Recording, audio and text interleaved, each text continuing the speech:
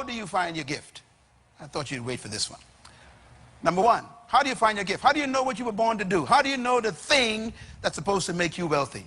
Number one, ask yourself these questions. What is my greatest desire? Go home and study that, please. Take this CD and listen to it. Number two, what do I wish for humanity? Take a bit of M, please. Have you ever sat down and says, I wish somebody would just do this. I wish somebody would just do that. That is your destiny screaming. Why don't somebody do this? In other words, whatever you complain about is what you were born to fix. Number three, what makes you angry? Your gift will always make you angry. It is the thing that makes you angry that you were born to change. If you get angry at shabby work, I mean, you're supposed to produce best work. You get angry at young people on the street, that means your gift is to go and save young people. Whatever makes you angry is a sign of what you were born to do. Every successful person was an angry person. All of them.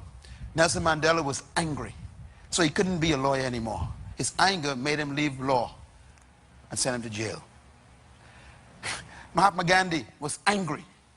He was a lawyer too, quit law and saved the whole nation, India. Mother Teresa was a teacher, high school teacher. She became angry at poverty in India, left it, couldn't handle it anymore, took her last paycheck and bought groceries and gave it to a leper. What makes you angry? Martin Luther King Jr., angry. He was just a preacher, a pastor. His anger drove him into his gift. Marlon B. Butler Jr., what made him angry? Marlon Butler. He grabbed that and makes it, this, I am tired of this. Threw it out the window. Anger. Free the people. You know what the problem is? You ain't angry enough. Write this down. You will never change what you tolerate. What did I say? I want you to remember that. As long as you tolerate it, you won't change it. You got to get to the point where you can't handle it no more. You know, my anger at third world oppression is what created Myles Munroe. I hate oppression of the people in third world. Whether they're black or white or Asian or Latin, I hate it. I hate oppression. I hate it. That's what gave me birth. And I saw what the colonial powers did to my mind. I said, I hate it, and that hatred produced me. What makes you angry? That's why I say I will transform followers into leaders. Why? Because we were born to be leaders, but they told us you were born to be a slave. That anger is what created this ministry. What makes you angry? Don't look for a job, look for your anger.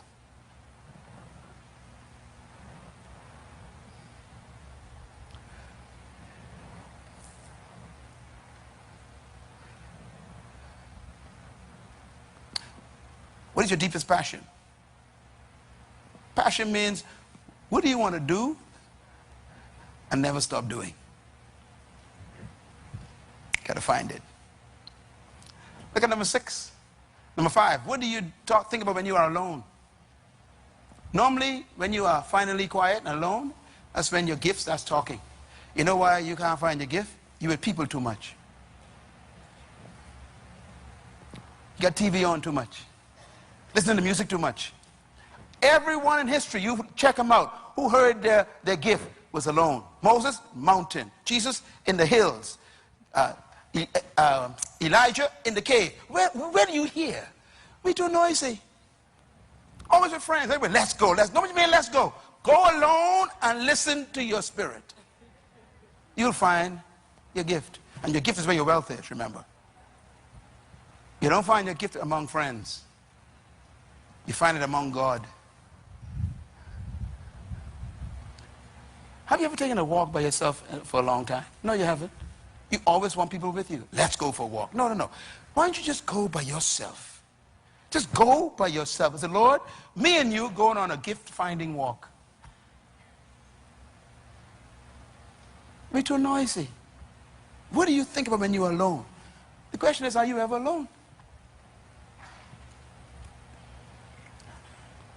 Some of my greatest revelations come in the shower. Why? Ain't nobody in there with me. It's me in the water. God could talk to me. No music, no radio, no talk shows, all this foolishness. I gotta hear. That's why my life. Be careful of these talk shows. They will talk you out of your gift. Shut them off.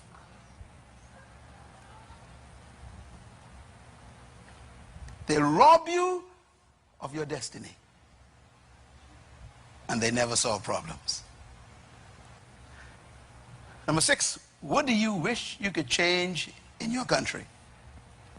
If you walk around your country complaining about something that you could change, you were probably born to fix it. Number 7, what would you do if there was no limit to money and resources? What would you spend it on? What would you really do if you had all the money that you could find? Whatever that answer is, that's what you were born to do. And guess what? If you refine it, and document it, and begin to develop it, the money will come to it. Because there's somebody born to finance your dream. The trouble is they can't find it. They can't find the tree.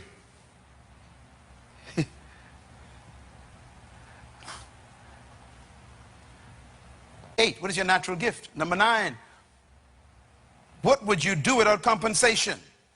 It's a tough one. Whatever you were born to do is something that you could do and never get paid for it and still be happy. This is why most people are poor, you know. They want to get paid for everything.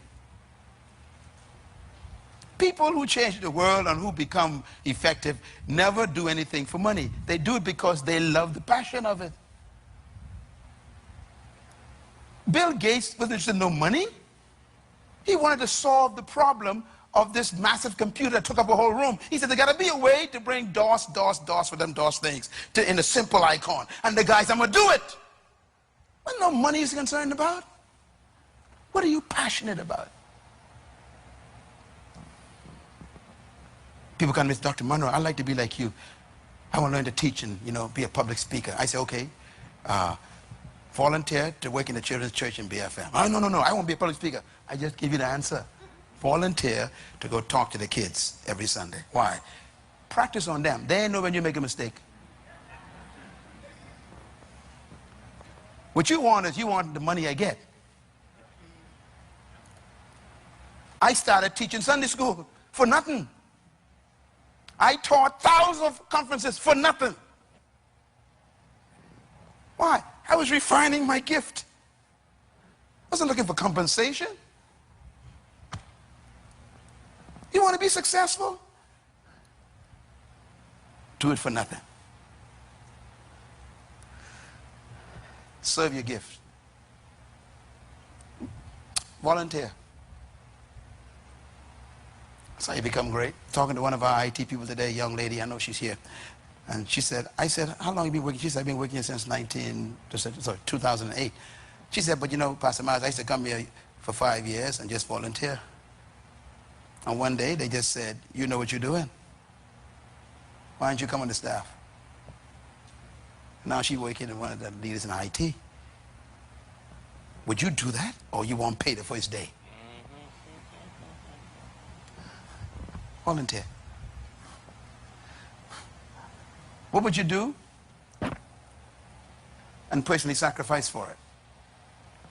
You normally, when you find your gift, you're willing to put up your house for the business. You're willing to sacrifice the car to invest it in the idea. That's sacrifice. When we built Bahamas Faith Ministries, I'm telling you what, man, we had nothing. My wife and I had one car. We used to share it. I used to live with my mother-in-law in one room in the house. Why? I ain't got no money to waste. Are you too proud to live with your mother-in-law? So you could save money, so you can put it invested in the idea? No. What are you willing to sacrifice? See, some people are willing to die, you know. That's what makes them so powerful. Nelson Mandela was willing to die. Sacrifice.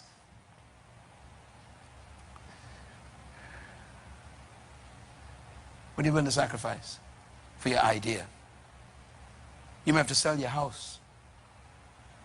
And you viewed history of these guys, all these big guys you're so, jealous of. Check them out. They started selling their houses, selling their cars for their idea. They had to sacrifice something because they believed in it more than their own security. Success is And prosperity it ain't magic. It's laws. These are laws.